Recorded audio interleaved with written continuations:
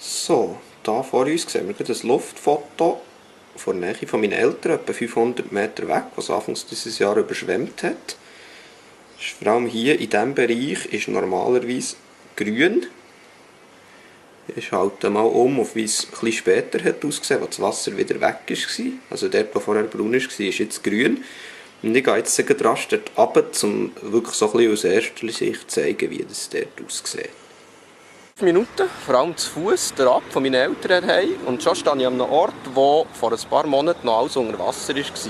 Der Park hinter mir und die ganze grüne Wiese ist im Prinzip, während der Überschwemmung, hat man hier nicht her können.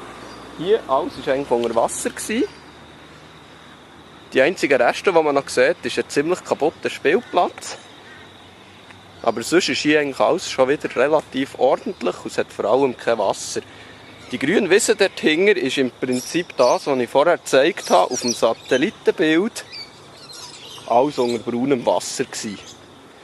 Jetzt laufe ich dann noch rasch in die Richtung, wo man im Prinzip von meinen Eltern aus schauen konnte, bis wo das Wasser ist gekommen. Ich zeige euch das dann auch noch rasch. Ich bin jetzt etwa 20 Meter gelaufen und hinter mir geht es jetzt steil darauf. Etwa hier ist man auch während der Überschwemmung gestanden und nicht mehr weitergekommen. Weil wenn ich mich jetzt rasch drehe, sehen wir dort unter die Strasse, wo eigentlich alles müsste unter Wasser gewesen sein. Und darauf geht es dann eben relativ steil Richtung meine Eltern, genau darum sind sie ja nicht überschwemmt worden.